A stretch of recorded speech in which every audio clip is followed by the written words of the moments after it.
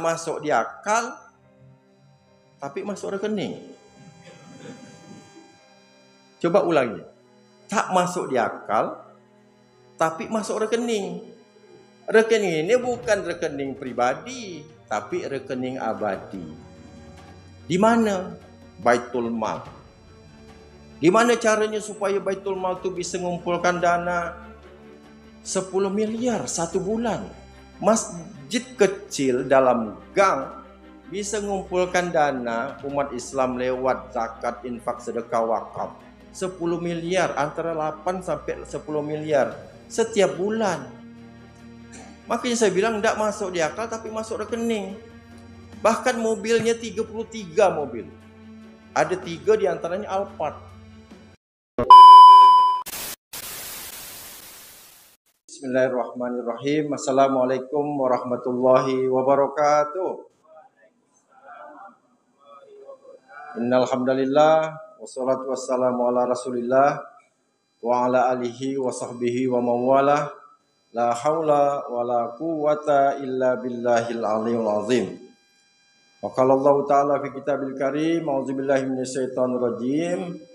Faddalallahu al-mujahidina bi amwalihim wa anfusihim 'alal qa'idina darajah wa qur rabbi anzilni munzalan mubarakan wa anta khairul munzilin. Qala rabbi ishrah li sadri wa yassir li amri wa hlul 'uqdatam min lisani yafqahu qawli. Rabbi zidni ilman warzuqni fahman birahmatika ya arhamar rahimin. Bersyukur kita dengan bersama-sama melafazkan hamdalah alhamdulillahirabbil alamin. Berselawat kita kepada junjungan kita Nabiullah baginda Rasulullah Muhammad sallallahu alaihi wasallam. Allahumma shalli ala sayyidina Muhammad wa ala ali sayyidina Muhammad. Yang kami hormati dan yang kita muliakan bersama, tentu saja imam tetap, imam rawatib, segenap takmir Masjid Jami'atuz Zahidin yang ada di Riau, Pekanbaru. Alhamdulillah atas izin Allah, saya diperjalankan lintas Sumatera, jalan darat. Dari Jambi ke sini aja hampir 12 jam. Tidurnya di perjalanan. Nah, berangkat dari Pontianak sejak dari tanggal 21 kemarin, hari Sabtu. Tapi ke Balikpapan dulu. Ke Balikpapan, setelah dari Papan kami ke Jakarta 1 malam.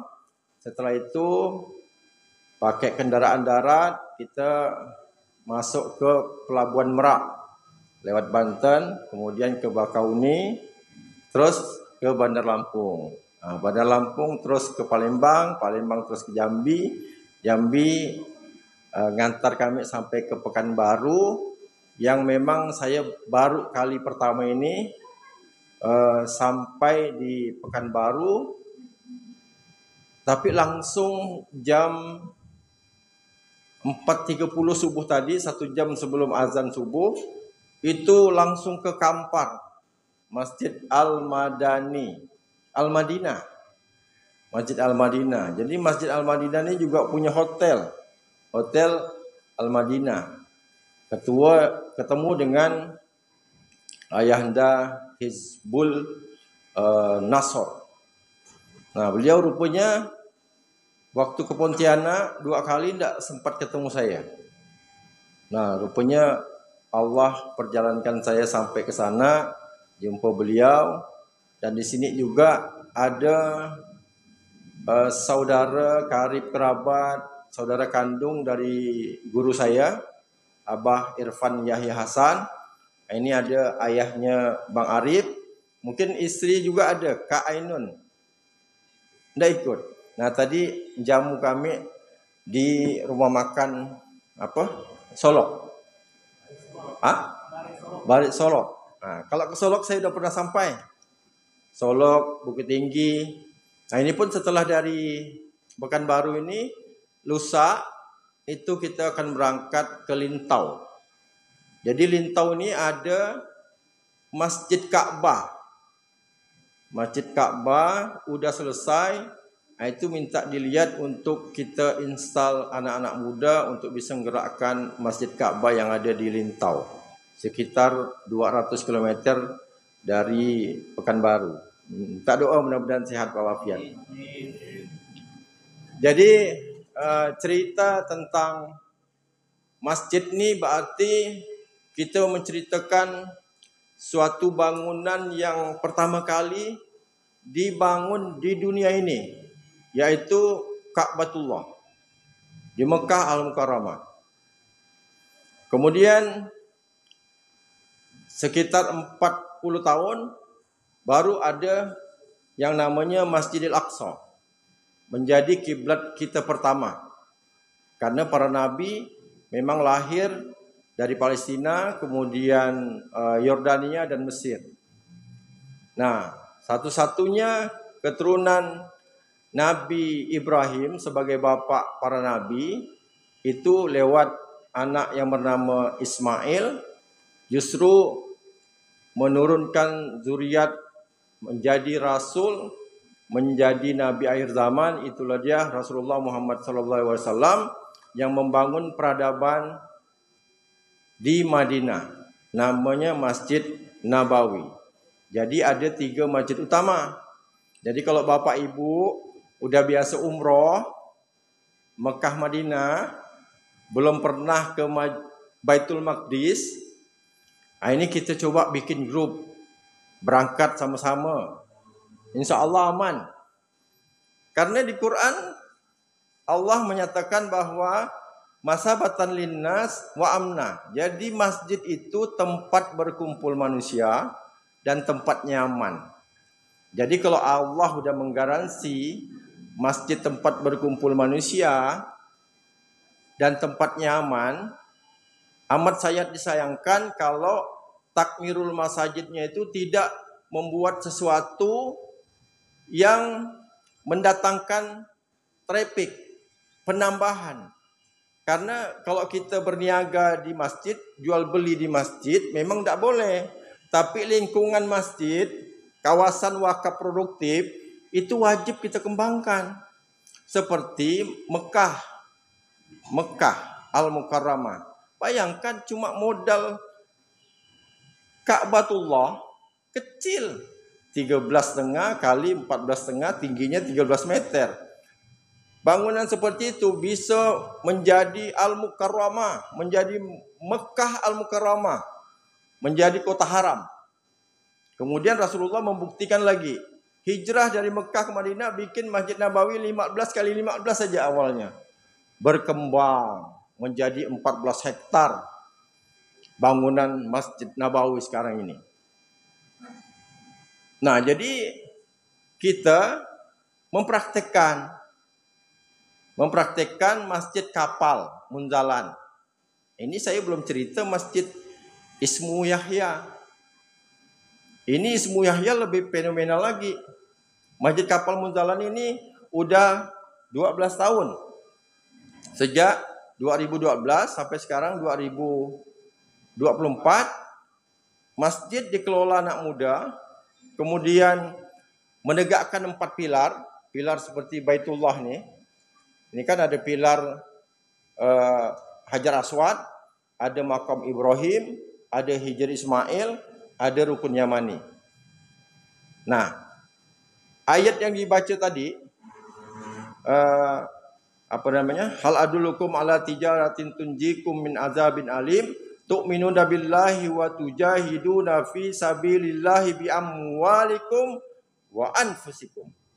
Jadi jihadnya dengan harta dan jiwa. Fadlalallahul mujahidina bi amwalihim wa anfusihim alal qaidina darajat. Jadi berjihad dengan sungguh-sungguh itu bukan hanya dengan jiwa, tapi juga dengan harta. Artinya kalau kita mau masuk ke Baitul Maqdis, jangan hanya kirim uang, tapi juga kalau bisa datang ramai-ramai sholat di Masjidil Aqsa, insya Allah aman. Atas izin Allah saya 2 kali dah masuk sana. Mantan marbot masjidnya. Masih pelayan masjid sampai sekarang. Justru orang-orang non-Muslim Indonesia itu berbondong-bondong ke sana, ke Bethlehem. 1 tahun itu tidak kurang 1 juta sampai dengan 1,5 juta masuk ke Bethlehem bikin program wisata rohani. Vatikan plus 3 negeri para nabi. Masuk ke Mesir, masuk ke Bethlehem, Yerusalem.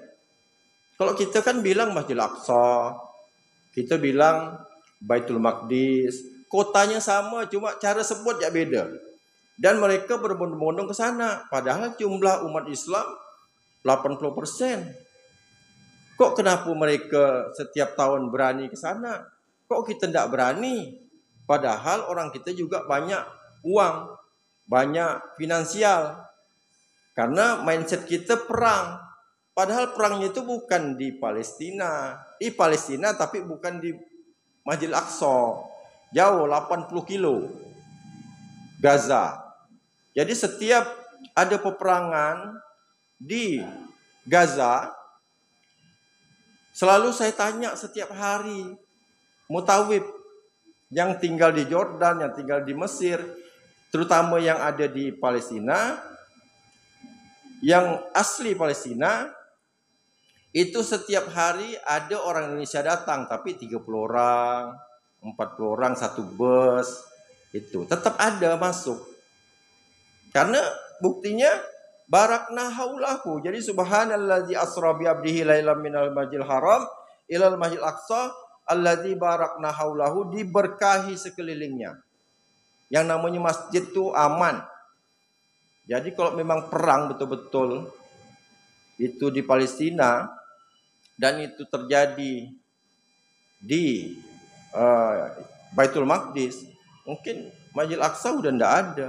Tapi Allah jaga karena itu simbol 3 agama.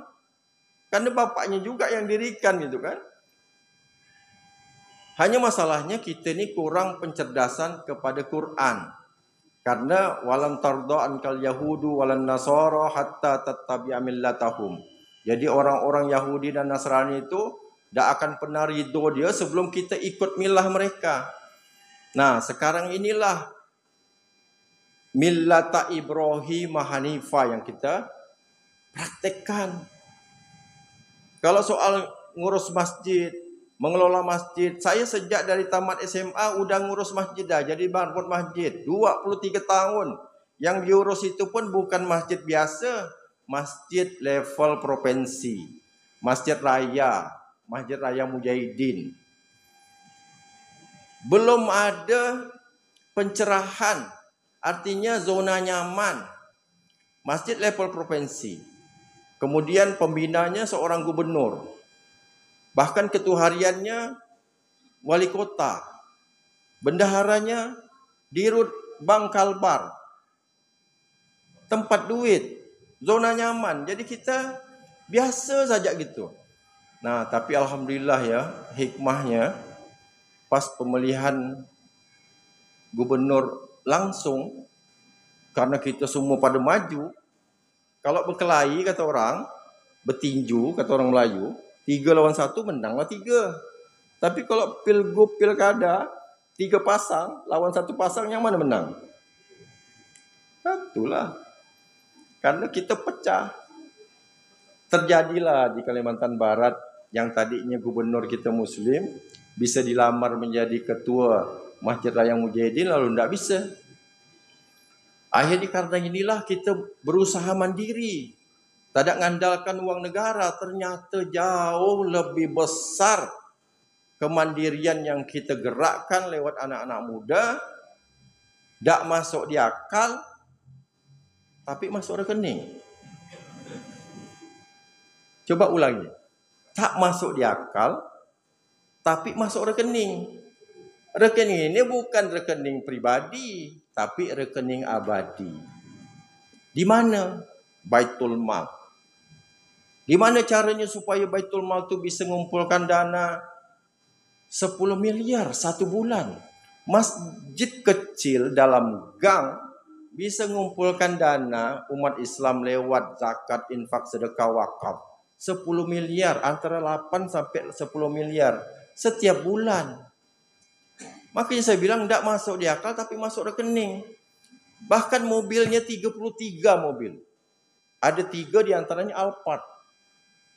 Nah, misalnya ayahanda Bang Arif punya Alphard. Berapa bayar pajaknya Bang setahun? Alphard yang sedang ya lah, jangan edisi yang terbaru. Katakanlah Alphard tuh yang tahun 2018 gitulah. Kira-kira berapa pajaknya tuh? Belasan juta. 11 juta. Tadi saya tanya Kak Inon, katanya kok edisi terbaru tuh bisa 14 juta bayar pajaknya doang. Berarti satu bulan kita harus saving 1 jutaan. Ya, untuk bayar pajaknya doang, belum biaya pemeliharaan apa segala macam. Tapi setelah dibalik namakan milik masjid, BPKB-nya diganti namanya Masjid Kapal Munzalan Indonesia. Tahu berapa jadinya? Tinggal 680.000. Hebat enggak masjid tuh? Makanya kita dengan anak-anak muda, kita semangatin supaya mau berkhidmat ke masjid. Karena sejatinya masjid itu adalah keluarga. Masjid, keluarga, masyarakat. MKM, Masjid, Keluarga, Masyarakat. MKM, Masjid Kapal Munzalan. Nah, itulah kira-kira. Karena pada saat kita merindukan datang ke Masjidil Haram untuk umrah ataupun haji, kita tidak akan bisa memulai tawaf kalau kita belum ketemu dengan sudut namanya sudut Hajar Aswad. Benar tak? Kenapa dikasih nama Hajar Aswad? Karena dulu ada seorang ibu namanya Siti Hajar.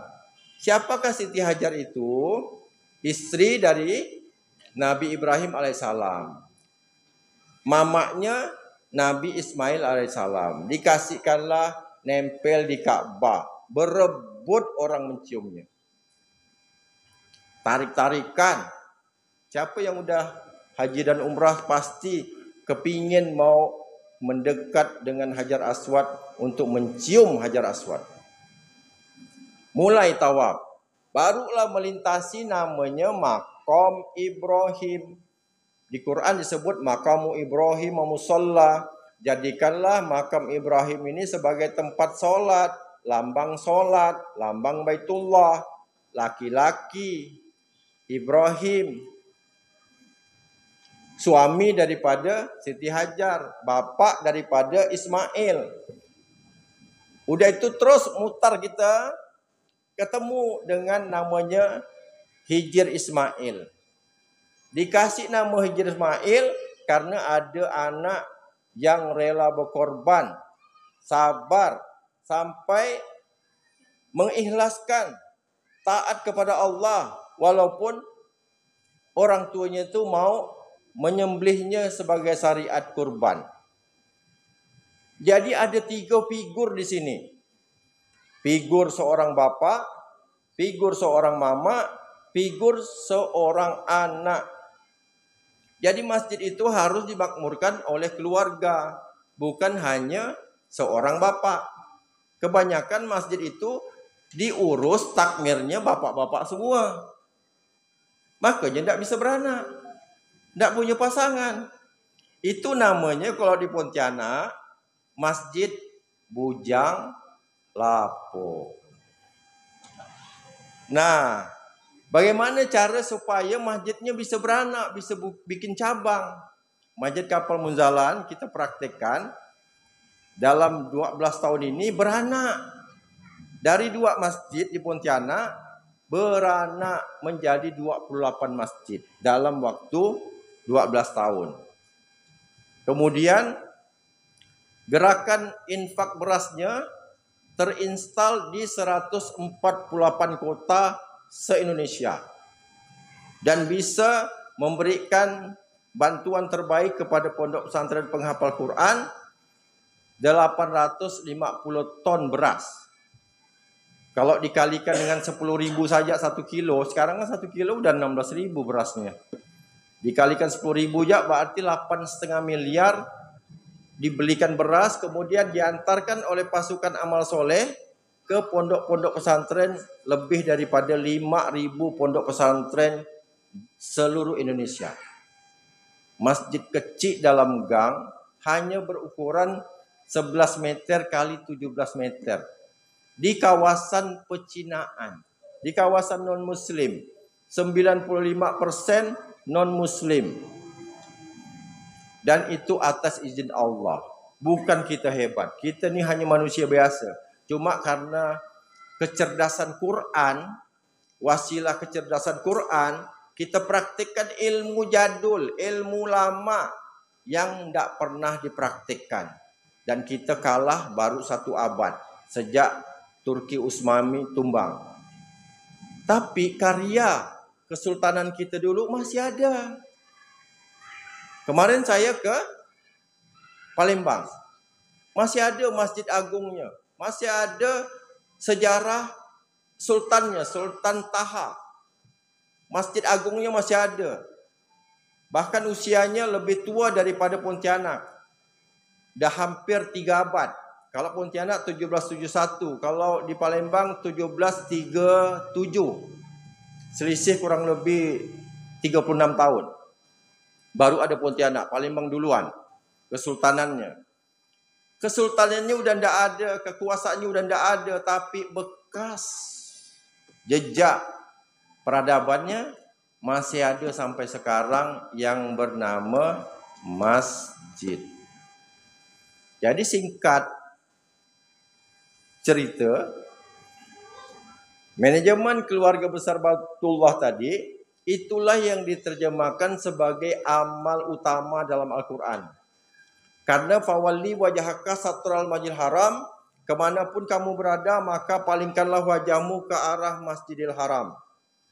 Begitu kita masuk Masjidil Haram, kita melihat Ka'bah. Begitu kita dekat Ka'bah, ada 3 titik yang tempat mustajab. Hajar Aswad, Makam Ibrahim, Hijr Ismail. Rupanya ada ayatnya seperti yang dibaca imam tadi. Itu ayat-ayat utama. Innal ladzina yatluna kitaballah wa aqamus shalah wa anfaqu mimma razaqnahum sirran wa alaniyah yarjuna tijaratan lan tabur.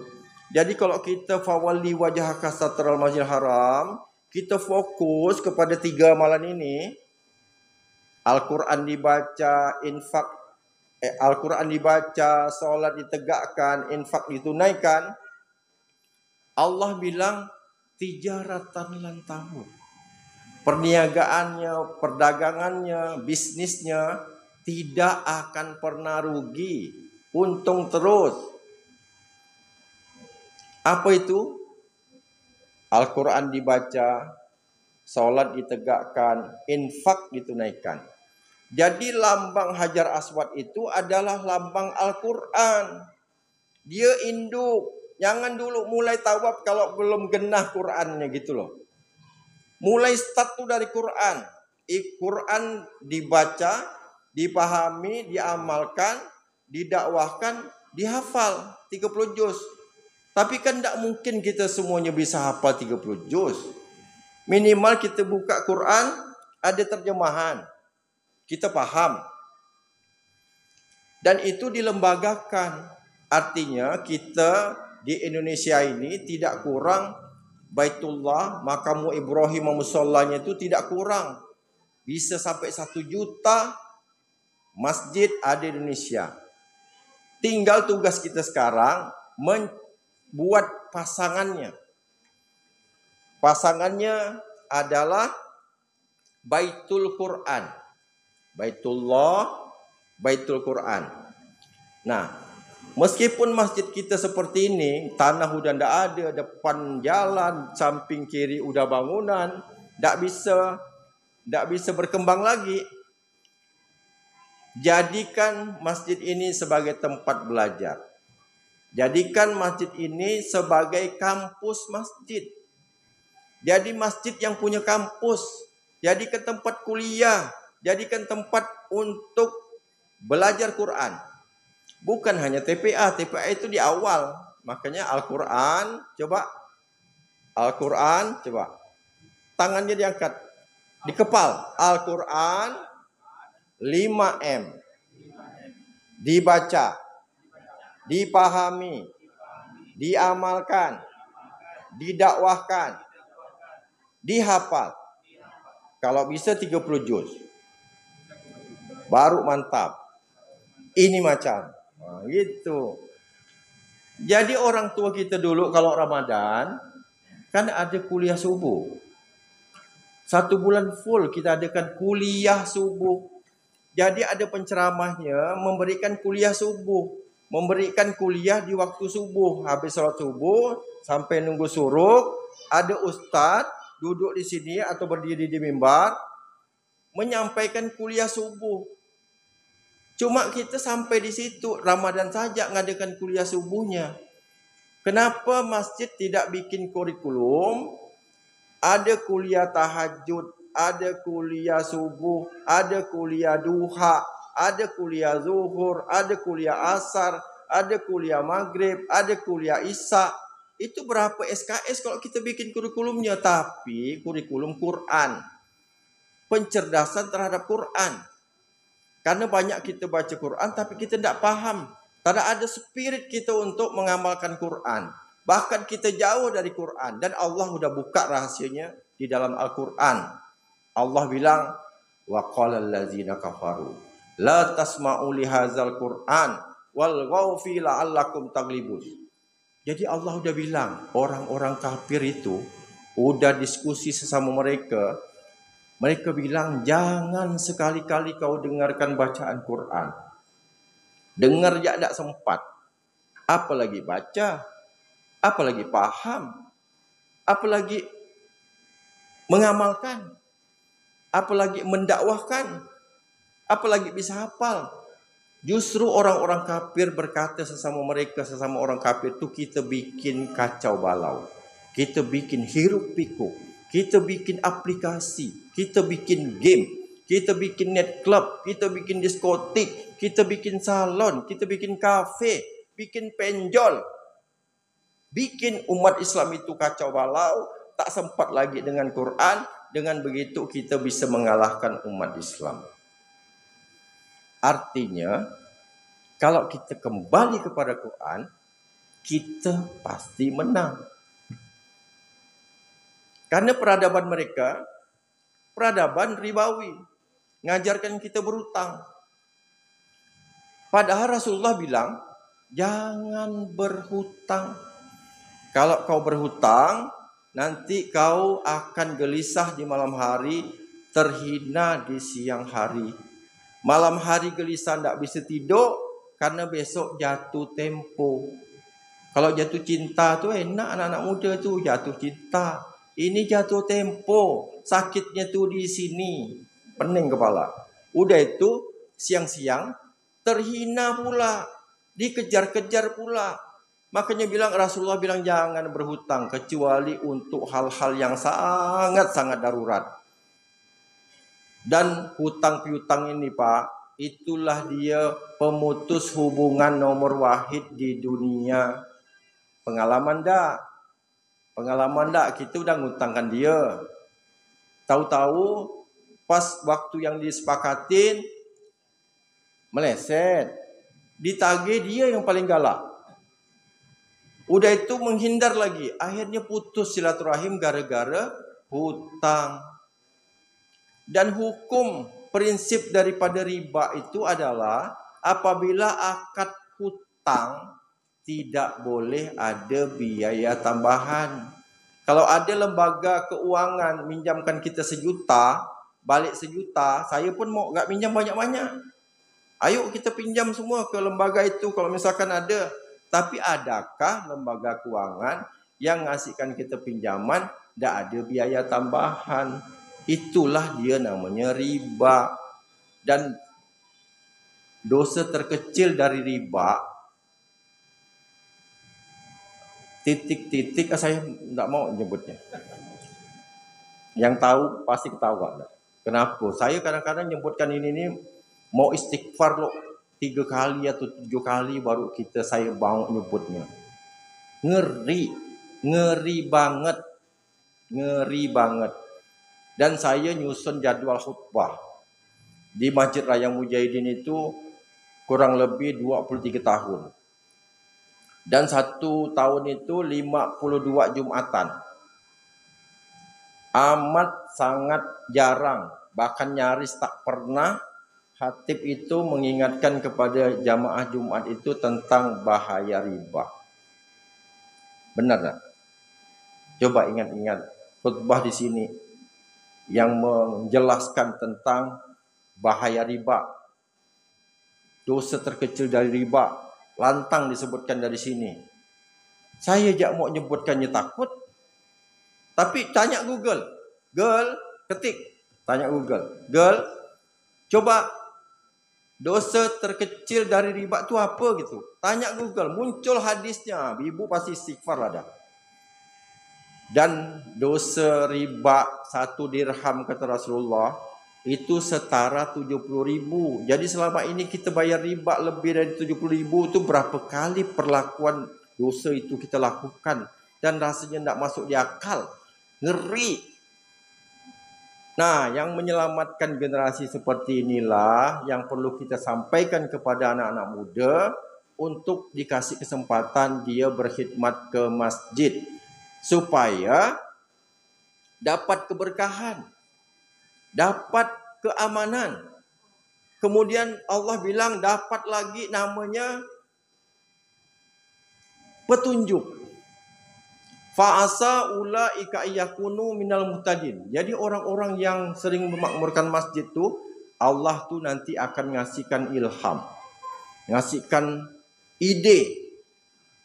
Sama dengan orang tua kita dulu. Tahun berapa sih ada SR?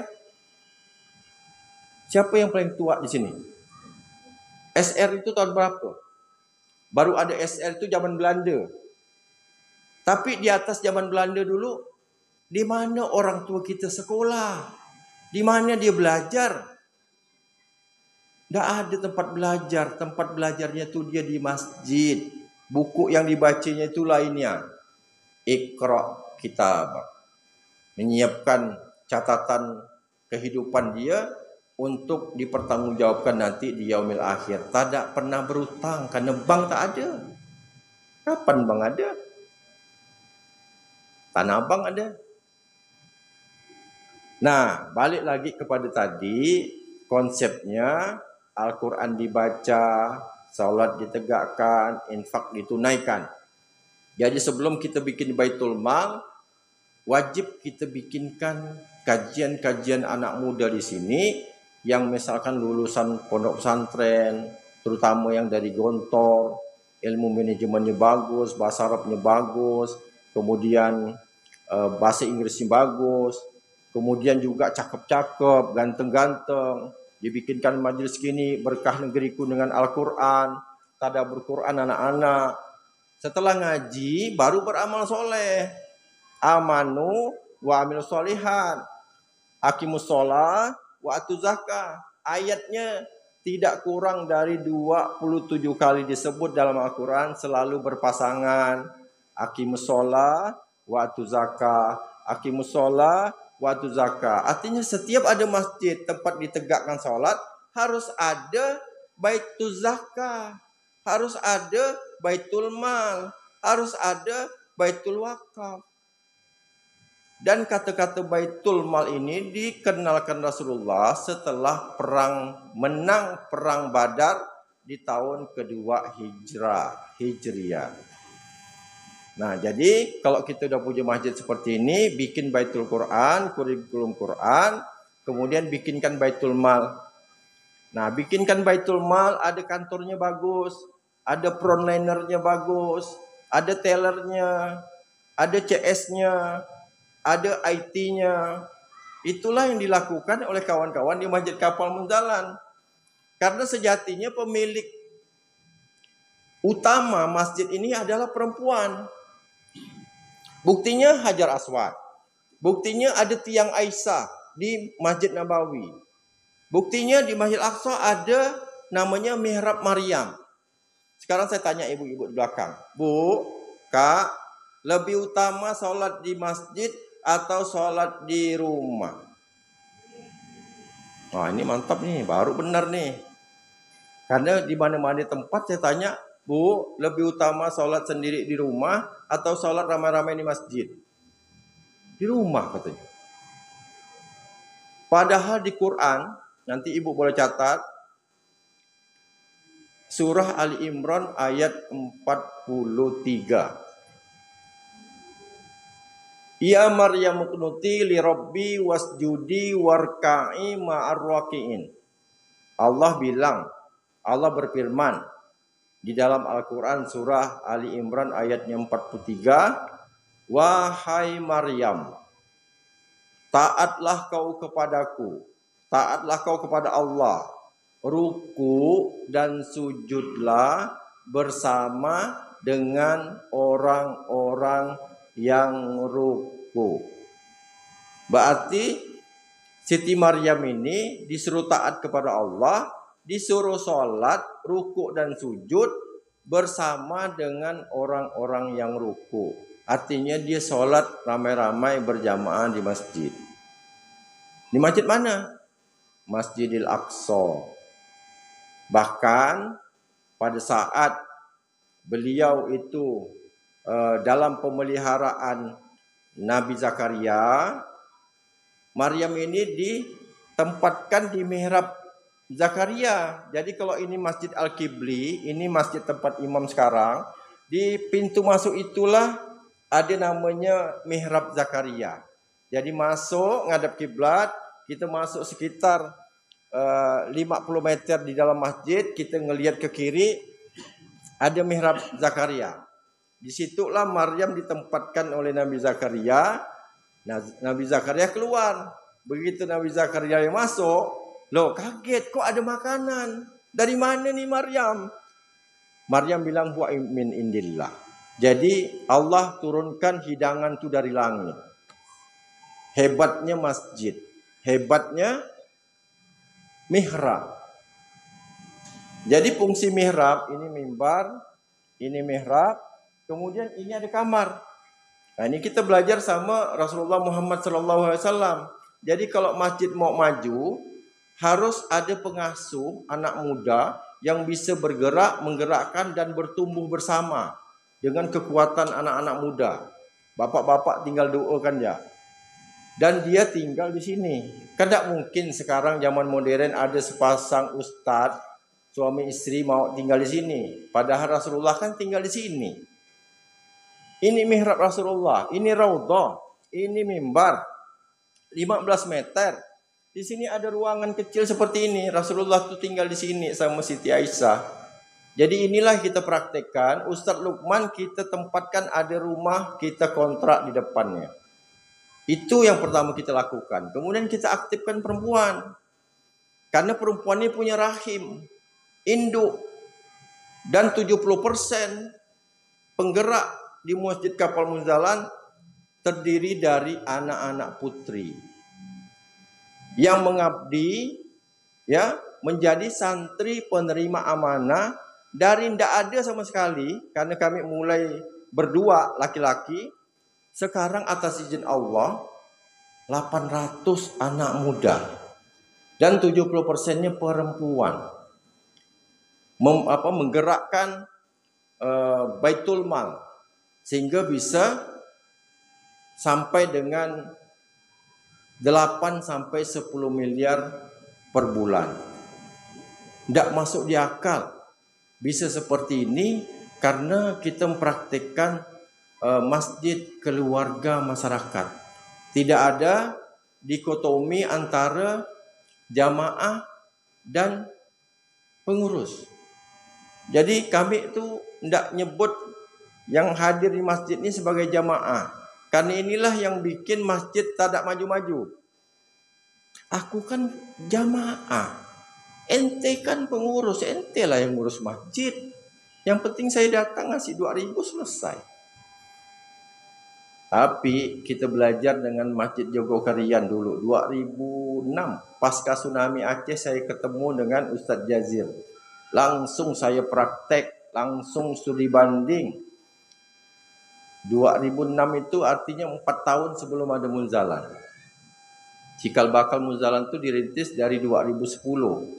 2012 baru masjidnya jalan.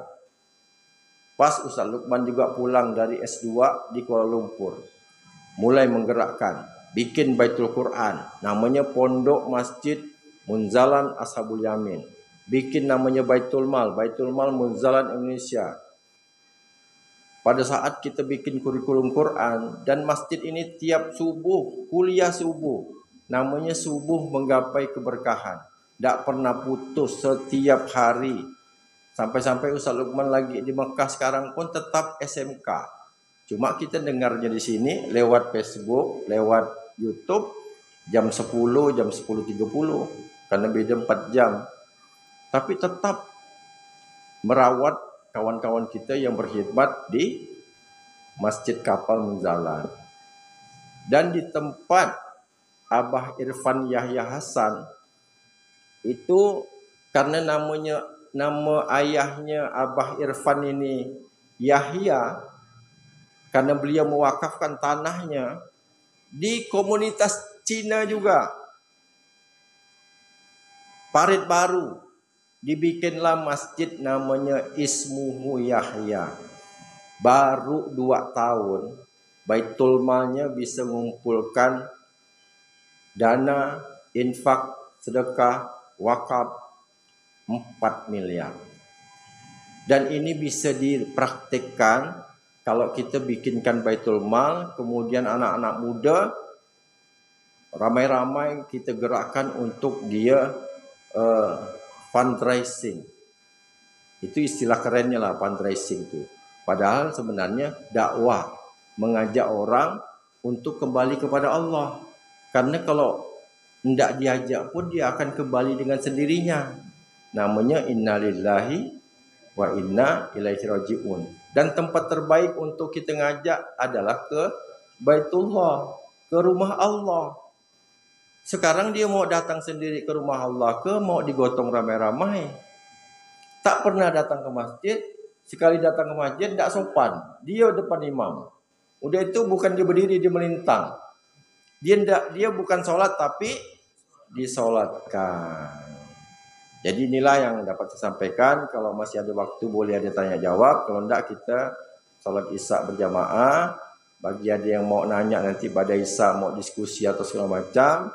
Kalau tidak ini merupakan berita gembira bagi kita semuanya. Karena kita punya modal masjid sebagus ini. Kita coba kasih kesempatan kepada anak-anak muda. Jadi saya ini dipanggil To'iyah. Apa rahsia To'iyah? Ada To'iyah, ada Tok Haji. Jadi 2 ini. Ustaz Lukman namanya Tok Haji. Saya To'iyah. Muhammad Nur Hasan nama saya. Tapi dipanggil To'iyah. Jadi To'iyah ini orang tua yang selalu bilang ya. Apa-apa ya. Apa-apa boleh. Untuk masjid. Kebanyakan orang yang pegang otoritas masjid itu banyak bilang jangan. Tak boleh. Habis tak? Dilarang tidur di sini. Dilarang tidur di sini. Ada enggak di sini? Kalau ada langsung saya copot. Tapi syukur tak ada, berarti udah satu visi dah nih. Justru Nabi Ibrahim dan Ismail itu disuruh melayani jamaah yang datang tawaf, iktikaf, berdoa, berzikir. Allah perintahkan, ada ayatnya. Kalau orang iktikaf di sini, apa dia sanggup berdiri atau duduk terus? Pasti gak tumbang kawan. Nah waktu dia tumbang tentulah kita kasih matras, kasih bantal, jaga kebersihannya, dilayanin. Itu perintah kepada Ibrahim, pendiri Ka'batullah. Melayani orang-orang yang tawaf, melayani orang-orang yang iktikaf. InsyaAllah kita saling bersinergi. Mudah-mudahan Allah nantiasa menimpakan nikmat kesehatan lahir dan batin untuk kita semuanya. Sampai jumpa di Baitullah. sampai jumpa di Baitul Maqdis. Mekah, Madinah, ramai-ramai kita bikin grup dari masjid Jami'atuz Zahidin ini, kita ke Baitul Maqdis, Masjidil Aqsa. Barakallahu fikum. Wassalamualaikum warahmatullahi wabarakatuh. Tetap semangat. Allahu Akbar.